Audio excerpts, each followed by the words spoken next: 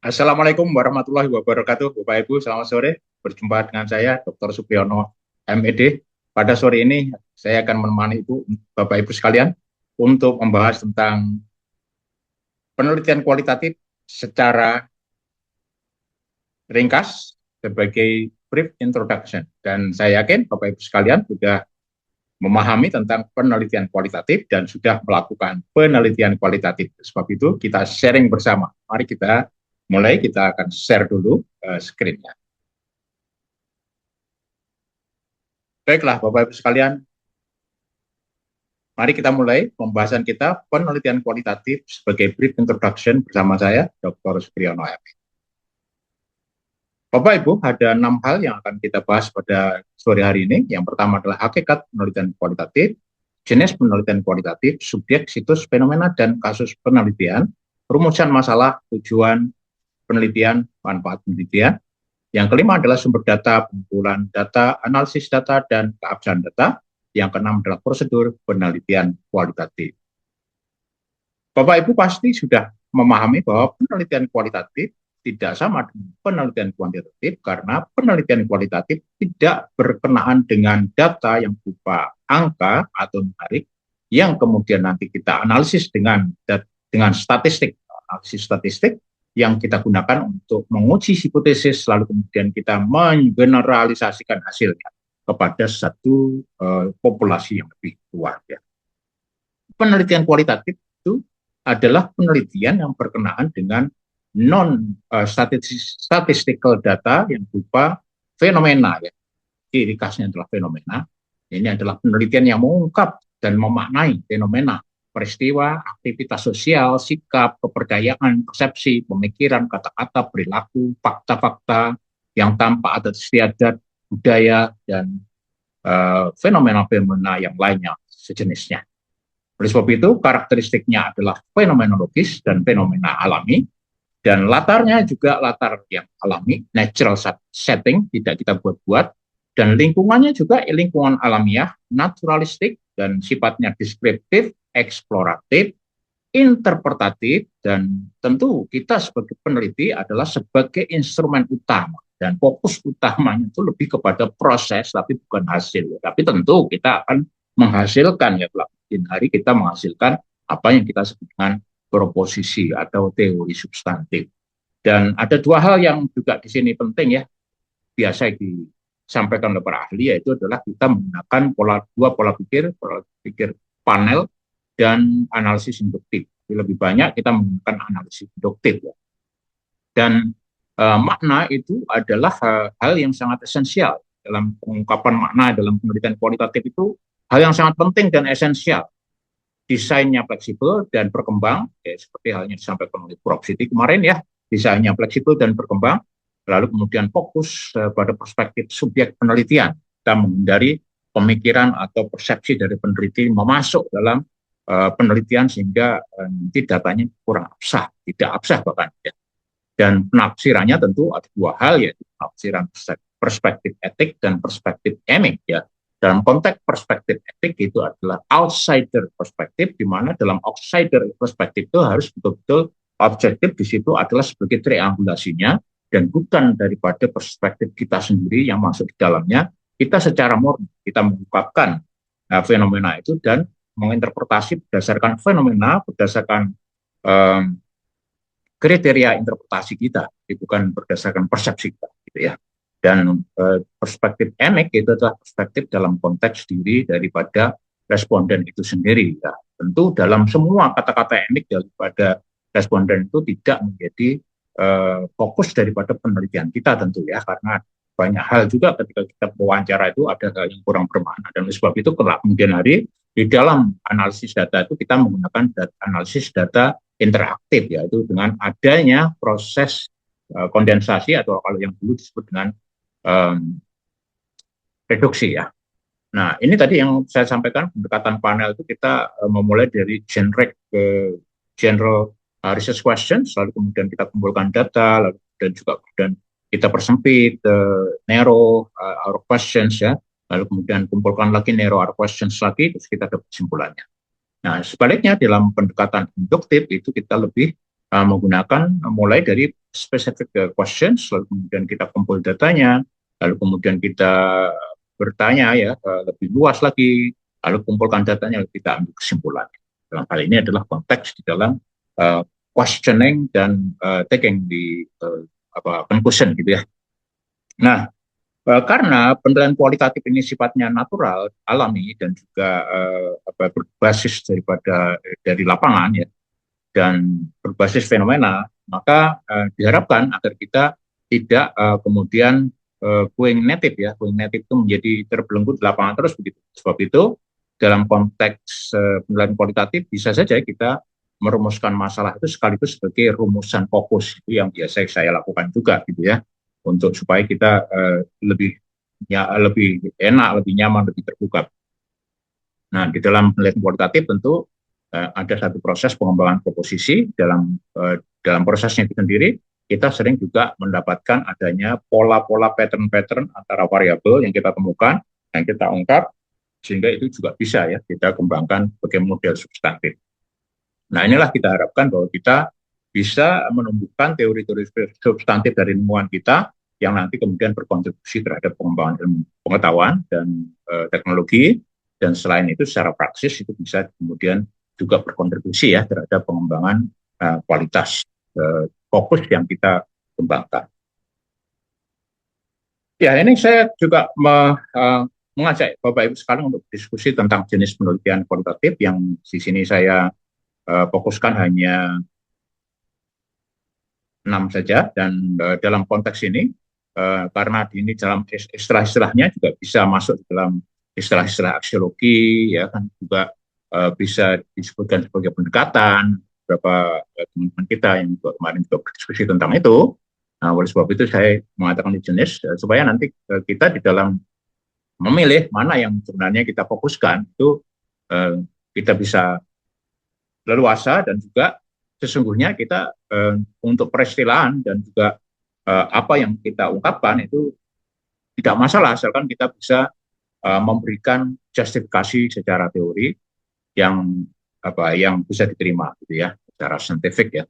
Nah, yang pertama adalah grounded teori. Semuanya teori-teori yang kita dapatkan di lapangan itu pasti berbasis fenomena di lingkungan di lapangan gitu ya. Dalam konteks ini, dalam konteks grounded teori ini kita lebih fokus pada membangun teori dari fenomena yang di lapangan dengan prosedur yang secara sistematik dan mengembangkan teori berdasarkan fenomena tersebut. Nah, yang kedua adalah fenomenologi. Semuanya kualitatif tentu fenomenologis sifatnya, tapi dalam konteks ini kita lebih fokus kepada pengungkapan ya fenomena dan pemahaman atas pengalaman subjektif dan struktur pengalaman kehidupan yang dialami oleh siapa? Oleh responden ya. Gitu. Nah, dari sisi lain juga kita juga fokus kepada adat istiadat, kebiasaan misalnya ya budaya, itu kita bisa kemudian berfokus pada etnografi. Dan sisi lain dalam konteks sekarang ini di dunia maya, dunia digital, tentu kita juga bisa menggunakan netnografi gitu ya. Nah, ini adalah yang saya fokuskan di dalam pengembangan keahlian saya dalam manajemen pendidikan, itu adalah case study, studi kasus kualitatif. Itu yang kesukaan dan fokus saya, itu mengungkapkan fenomena kasus pada latar yang kita teliti, yaitu kasus-kasus yang ada di fenomena yang kita teliti. Nah, itu nanti kemudian fokusnya adalah saya menyebutkan sebagai desain ya. Itu saya biasanya juga memakai desain single case study. Single case study itu sendiri sebenarnya juga ada 2 desain analisis ya menurut Yin itu. Jadi yang pertama contohnya adalah embedded unit case study. Kemudian yang kedua itu adalah holistic case study seperti itu ya. Ini semuanya saya lakukan berdasarkan karakteristik fenomena yang saya teliti ya, dan multi case study ya, dan juga multi site. Jadi ketika saya meneliti penelitian saya itu kepada satu situs-situs yang berbeda tetapi case-nya itu serupa, maka saya menggunakan multi site case study yang nanti analisisnya lebih menggunakan analisis induksi ubahan seperti itu ya. Kalau dalam konteks multi case study yang situsnya berbeda, kasusnya juga berbeda-beda gitu. Ataupun situsnya berbeda tapi kemudian kasusnya itu sama gitu ya. Itu kemudian nanti pakai saya memakai analisis constant comparative analysis. Lalu juga ada historical di mana kita mengungkap fenomena fakta historis, identifikasi, lokalisasi, evaluasi, dan sintesa data dari masa yang lalu. Ini adalah kita mengungkapkan secara historis, juga naratif kita ungkapkan dan kita maknai ya, fenomena itu secara naratif, bercerita. Oke. Baiklah, selanjutnya adalah kita bicara tentang subjek penelitian. Tentu subjek penelitian adalah key informants ya, key informants yang kita pilih secara purposive sampling, lalu kemudian menggelinding, meluas, snowballing gitu ya. Nah, situs penelitian atau lokasi penelitian itu tentu kita juga mesti mengapa sih kita kok meneliti di situs itu gitu ya. Tentunya kita juga perlu ada kriteria, menentukan kriteria pemilihan lokasi itu. Apa sih, kenapa sih kok kita memilih di situ, kriterianya apa sih? Gitu. Juga fenomena ya, kenapa kok kita mau mengungkap fenomena ya di situasi itu, fenomena yang mungkin fokusnya tentang budaya, fokusnya apa yang kita maui gitu. Apa sih yang menarik, apa sih yang urgen, dan apa sih yang bisa menjadi novelty di situ ya. Tentunya ya kita juga bisa menentukan kriteria pemilihan fenomena itu sendiri. Kalau di dalam studi kasus itu ya kasus penelitian. Ini juga sama. Guys, biasanya saya juga menentukan juga ya kriteria kasus itu ya. Kasus itu unik, kasus itu apa namanya bisa belum pernah diteliti seperti itulah, dan juga bisa apa istilahnya itu urgent untuk kita teliti ya. Seperti sekarang ini contohnya.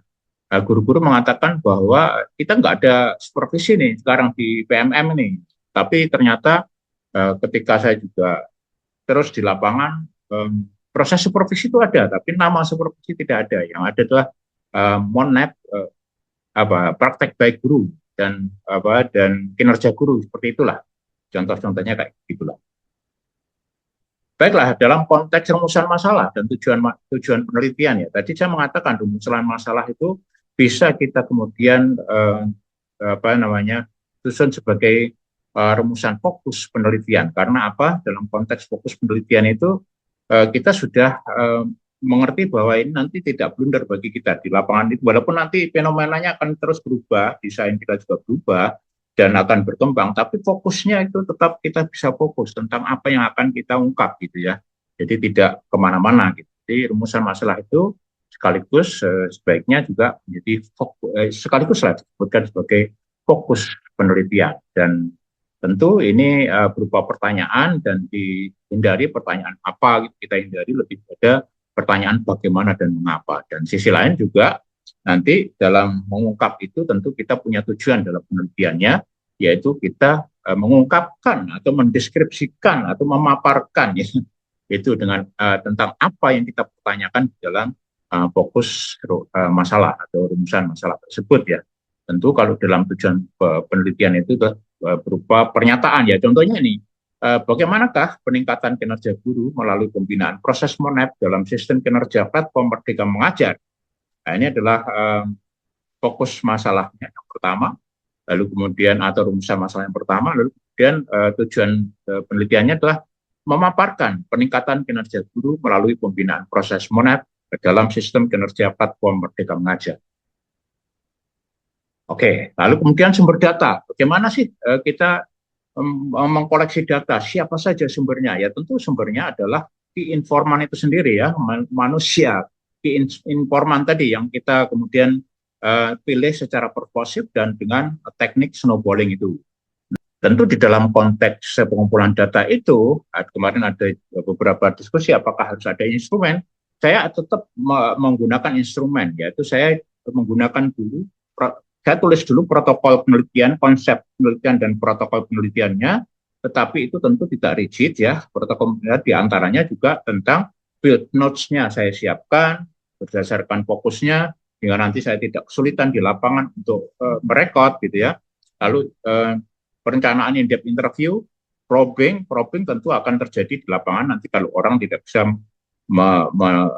menjawab atau jawabnya kurang gitu, kita perdalam lagi. Nah, apakah perlu kita interview guide? Saya masih menggunakan interview guide, tetapi itu bukan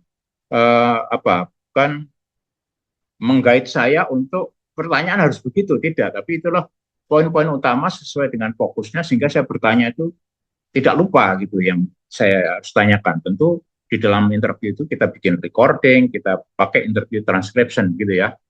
Dan untuk dokumentasi tentu juga selain saya juga menggunakan field notes untuk dokumentasi. Saya catat, saya ini nanti semuanya saya catat semua itu, kemudian nanti saya lakukanlah di setiap pengumpulan data itu dalam konteks analisis data. Nanti kemudian saya buat apa yang disebut dengan ringkasan kontak ya, ringkasan kontak wawancara, ringkasan kontak observasi, ringkasan kontak dokumen begitu.